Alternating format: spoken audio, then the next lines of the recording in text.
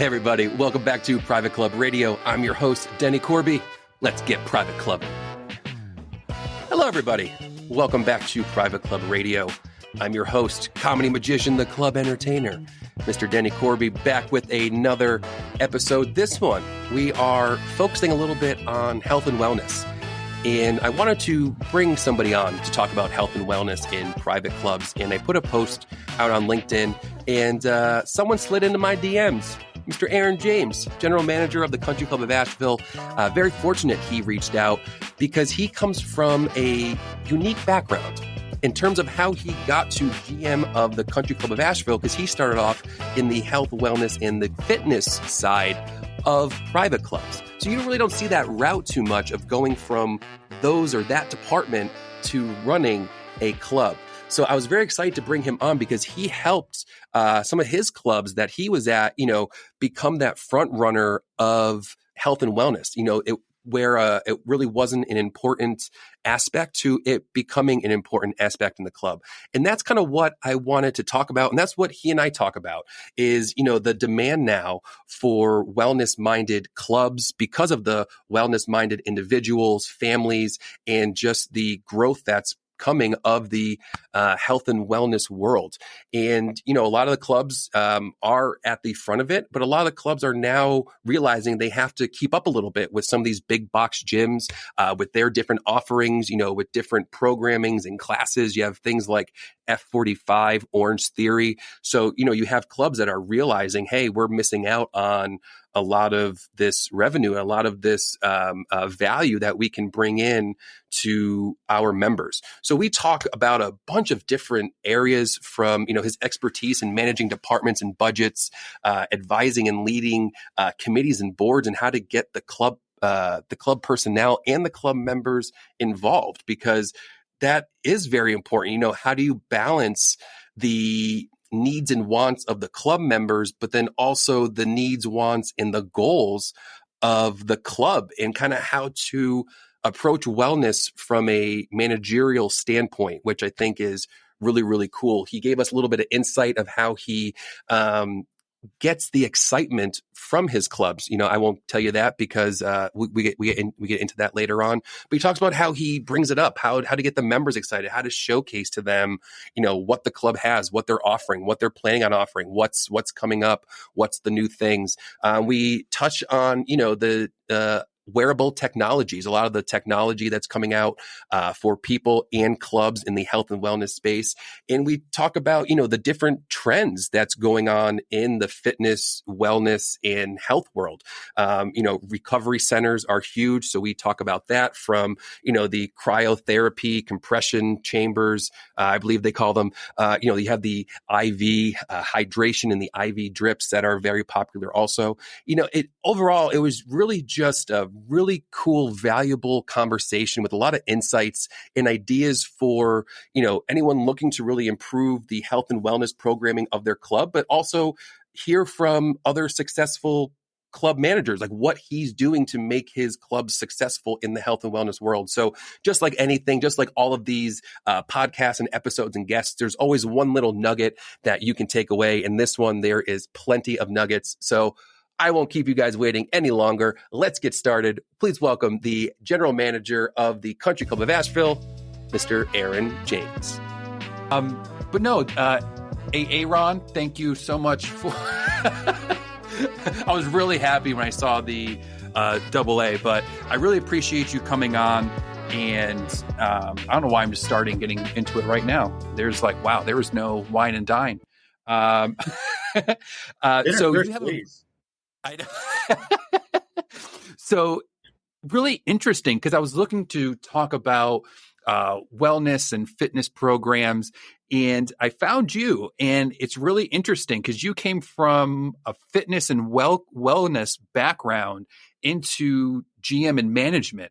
How do you cultivate a culture of wellness in your private club, and what strategies would you use to motivate and inspire members to kind of prioritize their health and well-being? Well, just by joining a private club, you're already talking about wellness. Private clubs are built around wellness. So it's a very easy thing to do. You just got to retrain yourself to think about wellness as a whole instead of wellness as how the body works. Everything from social wellness, mental wellness, physical wellness, it's all part of the grand scheme of what we're doing here in the private club industry. It's an awesome little thing that we've niched that nobody's really thought about, and how to attract new members. The new membership is all about wellness. They're all about, how do we connect with our families? How do we connect with our bodies? How do we connect with our minds? What are we doing to feel better each and every day? So it's been an absolute joy to kind of redefine what wellness is, whether you're looking at the menu or looking at what you're putting in the gym, or just what are you going for a walk outside? How are you defining what wellness is? And by redefining what wellness is, we're gathering more members to come back into the club and back into what they want to be a part of. Now, how did you go from the fitness and wellness to club management? Because that is a little bit of a unique kind of jump there, like a kind of path. Tell me about that.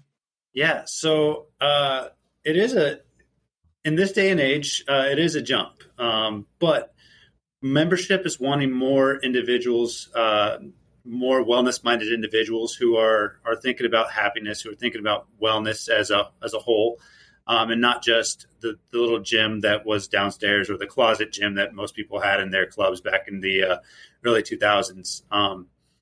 I got the opportunity to work in a very large operation and really step off the floor. I no longer wanted to be a trainer or on the floor training. I wanted to be on the admin side, working on programming, development, member relations, driving member engagement. And it just kind of blossomed. And I really fell in love with the private club industry and what it is as I go through this. And as I kind of developed into it and really pushed, I had a great mentor at Cherokee Town and Country Club, Matthew Spangenberg, who also came out of fitness wellness. He's now a general manager up at Inverness. And so it was a great opportunity for me to jump into this industry. And plus, this is the growing side of the industry. So I just took that opportunity and made the leap, the lateral leap to jump up. And I think over time, you're going to see more and more individuals come from the wellness side because they're going to have a more well-rounded view of what the club industry is about. You know, how do you balance the needs and wants of members with kind of the needs and wants and goals of the club when it comes to kind of health and fitness? Because that usually does require a little bit more money and funds and stuff too.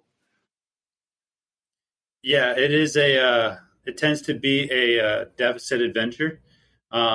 But more and more people want fitness and wellness. More and more people want the technology and want the equipment that you see in the big box gyms nowadays. The club industry is starting to catch up to those box gyms, those LA Fitnesses, the 24 hours, and they're starting to really put pressure on them to improve.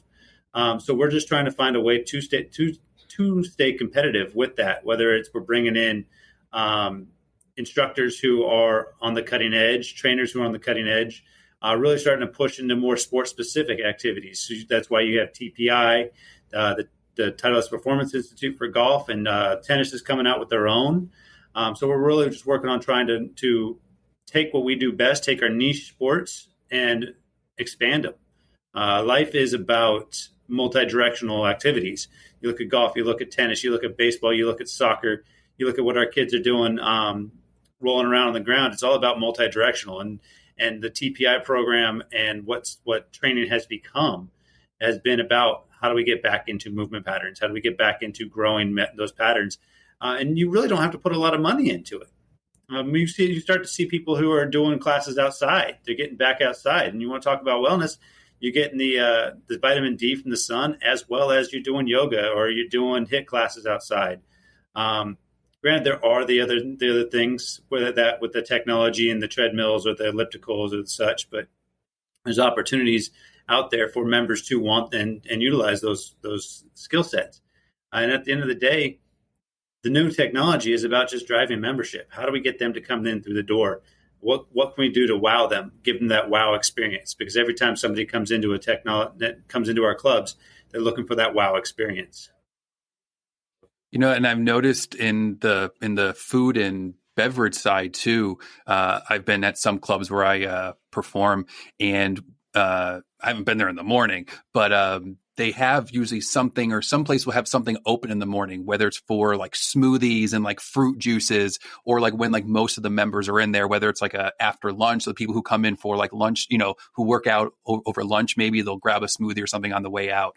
Do you do anything like that, or taken any kind of forward steps in a more like healthy, clean menu or food items?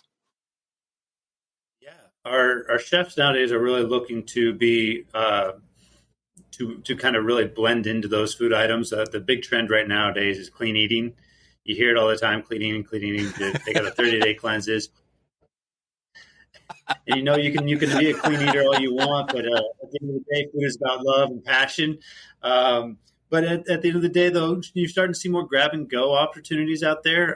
Chefs are figuring out how to make quick go parfaits. I was just at CMAA, and I had a parfait every morning for breakfast. They're easy. They're quick. You can eat them on the go.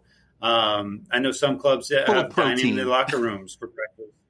But full of protein. You can do it all. You can go top to bottom. I mean, you always have somebody somewhere. There's always an opportunity to do a grab and go, especially around the pools. When pool season comes in, you got more people hanging around the pools in the morning. They may not want a burger at 10 in the morning, so they're looking for those healthy breakfast options. They're looking for those healthier smoothie options as we go through this. So what about, let's just say, a club that this isn't a priority, but they know it's like, how do you get that push? How do you get that membership engaged? Like what's, not like the chicken or the egg, but like what comes first almost? Like if someone's just at like a very beginning and they don't know how to start, and let's just say you might have a membership that's a little rough, how do you approach that from a management kind of standpoint? Yeah, exactly what we did the other day here at the Country Club of Asheville. We held an expo. We held a club membership expo and tried to gain, and just what do we do best? Let's show off. And we brought in all of our departments. We set up booths. We started talking about it, and we talked about how wellness is not just about going to the gym, or how wellness is not just about stretching. We talked about how wellness is a club mantra. And as we go through this, we continue to talk and talk and talk, and more people start to get excited about what more can we do for wellness. You start to have little classes. You start to do little things like something simple as no cost classes where yoga doesn't take up much space, doesn't take up much money for equipment, and all of a sudden you just start getting people to stretch. You start talking about the positive effects of a strong core and strong shoulders and stable shoulders and mobile hips, and being able to disassociate the upper from the lower. Next thing you know, you got a 92-year-old man walking 18 holes of golf every day of the week and shooting his age or better. Which I feel like the golf course would be the perfect marketing for it, because if you see like you put someone who's healthy on like hole 5, you see who's struggling to breathe. Hey, we have a gym here. Like you just put someone every couple of holes to judge how healthy people are, and that's how you market to them. Well, I mean, you look at the PGA today. I mean, look at them. They're going to town. They have they tell you that they partnered up with Techno Gym. They got a whole trailer that follows the PGA around. Those guys are getting their workout in because they don't want to be gassed by hole 5. People don't. The new thing is golf is no longer just a get in the cart and stop sport. It's really become a power sport. You look at the guys like Bryson DeChambeau. You look at the guys like Rory McIlroy or Tiger Woods when he was younger. And you look at those guys, and they really are putting power behind that ball off the tee. They've learned how to use their body, and you see the kids nowadays, the young kids, or even the adults out there who want to swing for the fences, for lack of a better term, and hit that ball out there and really hit that deep ball and get it out as far as you can get it. That way, you don't have to play with your mid irons. Or just thank you, Top Golf, and they can put it on their social media. So. Him and Mike Trout hitting balls over the fence. Yeah. And it makes you wonder a little bit too. It's, on social media, you just also see not just the golfers and how hard they're hitting and different people, but also like you see their like little movements and workouts. And it's that little quick clip of like, hey, I do this to help with this. And it's something with the weight and like something else. And it's helping them develop their core, their swing. So, the access to information and the availability, someone, you have an issue at something, but don't realize you're scrolling through like, oh my God, that's a great workout. I should try that. Or that's a great movement. I should try that stretch. Oh yeah, I've stolen many of an exercise off of a commercial because as I broke it down, I'm like, that's a really good movement. You start talking about rotation, and yeah, they're doing it up, but you break the movement down, you're like, that's a good idea. How can we modify that to actually make it so that my client can actually use it? And it's fun. The social media has done wonders for the fitness and wellness area just to show ideas and workout ideas, because not one body is the same. Everything is a mix mash of what we can do as a whole, or take a little bit of this, take a little bit of that. And it really is a best practice. What can you do? What's best for your body?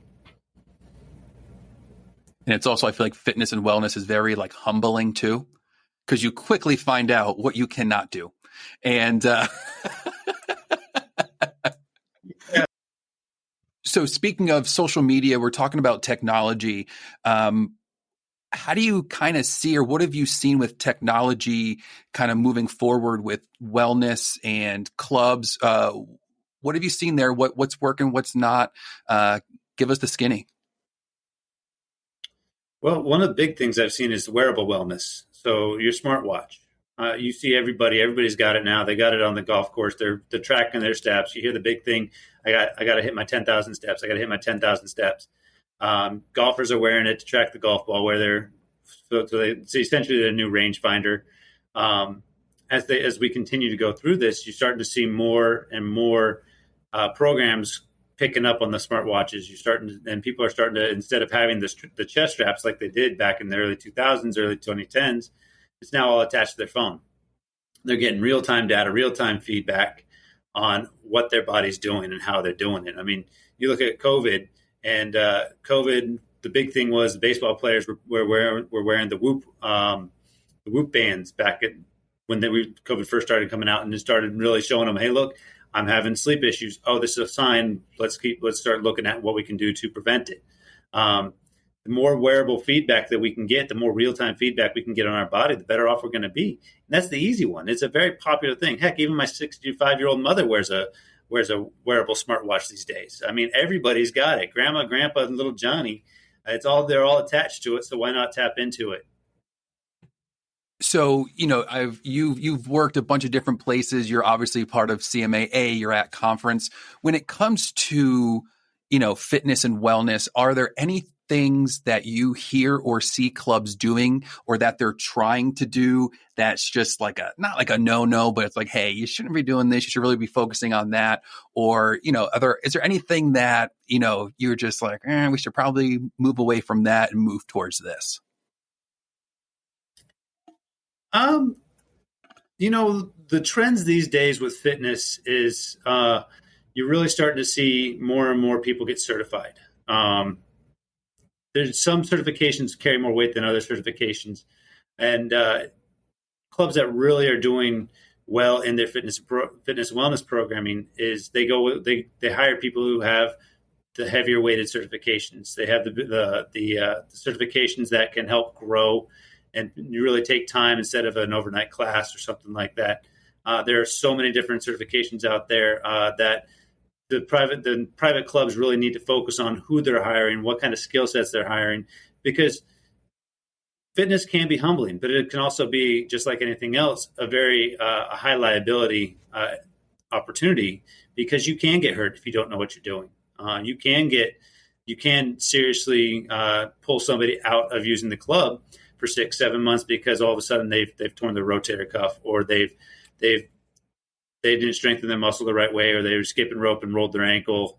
So we really have to pay attention to our instructors, our trainers. What educations do they have, and how are they teaching?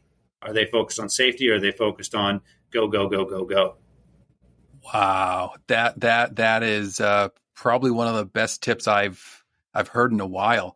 I was previous episode, I forget which one at this point, so I can't insert it, but I was chatting with Michael Gutenplan. So I do more of a comedy magic show. He does more of a mind reading show. But part of our talk was, hiring good talent, because you can't afford to hire someone cheap. And this is, I think a perfect example. Granted, we were talking about shows, but I didn't even think about the long-term consequences of, let's just say you hire somebody who's $20 cheaper or whatever it is. You are correct that one person goes down and they're out for that many months. That couple bucks savings just cost you how much in revenue from food and beverage. And wow, that was good. That was good. That is the nugget. That is a nugget in a half. Wow. When it comes to, this sort of stuff, what do you think has been your biggest success, or what are you most proud of? Oh, my biggest success was really developing a program that most people wanted to be a part of. I was very successful and very pleased to be a part of a team at Cherokee Town and Country Club. The fitness and wellness team was cohesive. And one of the things that made it so cohesive and so inspiring to be a part of was every member of that team bought into the vision of that department. They bought into the vision of the club. They bought into what is our goal here, to the point where I got to step back into servant leadership and really say, what do you need? What can I do? How can I help? And what do you need to succeed? And it got to the point where we were doubling in revenue. We were doubling in activities. We were seeing record numbers of people walking through our doors because we stepped as a management team, bought into it, stepped back, hired good people, put good people in good places, and then let them do their job. Let them do the things that they had passion about. We stepped off the floor. It was a very hard thing to learn, but once we did it, we were successful. We were able to stand back and say, okay, here's the next step. As a management team and people from the backside, we shouldn't be the ones on the floor doing all the heavy lifting. We should be the ones planning for the next month, planning for the next 3 months, planning for the next 3 years. And that was the biggest part, the biggest growth opportunities that we had. And really, as a management team, that's one of my proudest moments, and one of the things I'm trying to bring here to the Country Club of Asheville. And one of the things that I'm very excited about that the team is doing here is that they're jumping in wholeheartedly. They're jumping in with 2 feet. And they're really just buying into what are we doing? How do we do it? Now, going back to Cherokee, how did you get that good talent? Because that's part of it too, is you were able to focus on your duties because you hired good people. How did you hire those proper people? Was there something that you were looking for? What was your process like? It was something that we were looking for. We looked for experience, but mostly we looked for, do they fit the Cherokee culture? Do they fit the Cherokee standards? If you haven't had a chance to listen to Michael Wheeler speak about culture, definitely a great opportunity to listen to him. Every time I hear his speech, I sit down and just my jaw hits the floor. I always take a nugget away from it. Even though I sat down at his feet for 3 years and I listened to him talk all the time, culture, what are our standards? What are we trying to do? And that drove home. What are my standards? What am I trying to do? Who are we hiring? Do they fit our team? Do they fit the membership? So whenever I was hiring, I was looking for people who, yes, they were skilled in their jobs. Yes, they had the education, but will they fit our membership? Will they fit our team? Will they be cohesive? Because at the end of the day, the bottom line is going to take care of itself. But if you have one bad apple, it's going to ruin the rest of the team. So we really had to focus on what is the team goal. What is the team aspect to this? Success is really individual accountability plus teamwork equals success. It's a simple equation, simple math equation. And that's really what I've always strived my management style on. My core belief has been get the team together. Everybody's responsible for their own job, and let's be successful.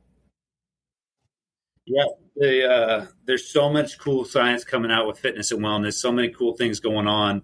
The big thing right now is recovery centers. You talk about IV hydration, you talk about cryotherapy, you talk about percussion therapy and compression. You start talking about that's a really cool science coming out right now.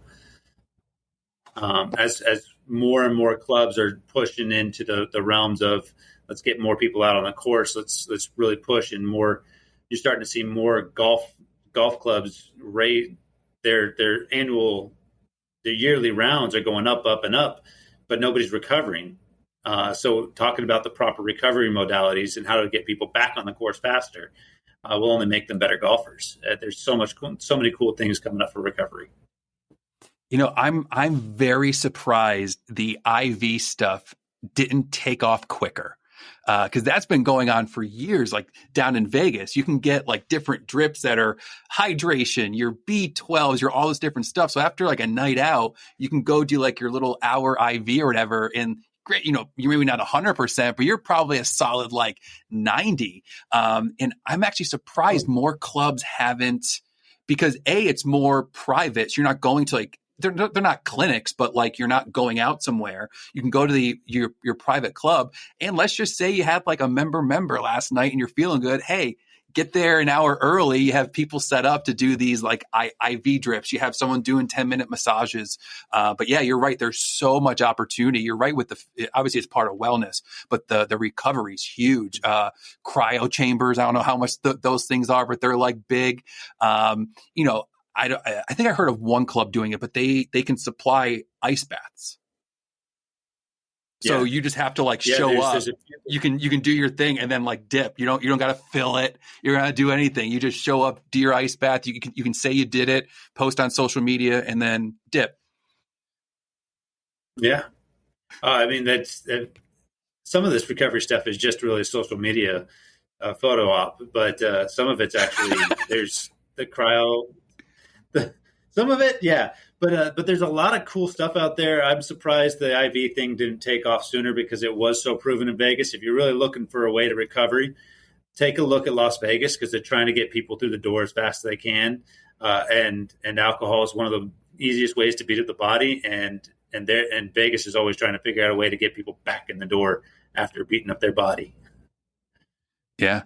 And there too, they can come right to your hotel room. So you can like reserve them for like, hey, like I know I'm going out tonight and I want to rally tomorrow. Hey, can I have one at 9:00 in my hotel room at Bellagio 8506? They show up, they, pick and stick and you're off to the races. Now in like a lot of gyms are starting to advertise. Big little banner just came up in my gym. First time you get a free B12 shot or something. I'm like, well, I love a good deal. Why not? Yeah. And a lot of clubs are starting to get into concierge medicine. Like they're bringing in chiropractors, physical therapists, stretch therapists. We were bringing in at Cherokee, we had 3 different doctors, and we were talking about possibly down the road getting a certified nurse or something like that to come in and provide those injectables, such as IV therapy or anything like that. Concierge medicine. That's going to be something at next conference. That's going to be something. That is such a good word. That is a great word. All right. Well, I think the club is a one-stop shop. No, it's really true. And I think being in front of some of these, trends, huge. In a lot of it, I think, is privacy also. All right, Mr. Aaron Ron, I want to thank you so much for coming on. I really appreciate all this amazing information, and just coming on from a different perspective and different point of view was really, really interesting. So thank you so much. You are on the LinkedIn's, obviously. So if people want to find you, they can go on the LinkedIn. I'll put all of your LinkedIn down in the show notes below. But sir, thank you so much. I really appreciate you spending some time with us today. Thank you very much, Aaron. Really appreciate you being on here and giving us a lot of valuable insight. I know I took away some nuggets, and I know you all did as well. And I hope this helped you. I really hope that you can take some of this knowledge and enhance your health and wellness program that you already have, or even if it helps you just get the ball moving in a more positive direction to bring health and wellness into your club. If you haven't, you can check out Aaron James on LinkedIn. He is open to any and all connections. That sounded weird. But, make sure you connect with him. He'll be more than happy to answer any question. He's a super nice guy and very fortunate to have him on. If you made it this far already, as you know, we here appreciate and love any and all support. If you can share an episode, share this episode. If you can give a review on whatever podcast platform you listen to, Apple Podcasts, Spotify, Amazon, all those, would love a 5-star and a review, because then it tells the algorithms that we're doing a good job here, and then it helps all of us and helps keep the channel moving forward. So thank you all so much, and I'll catch you on the next episode. Catch you on the flippity flip. Bye-bye.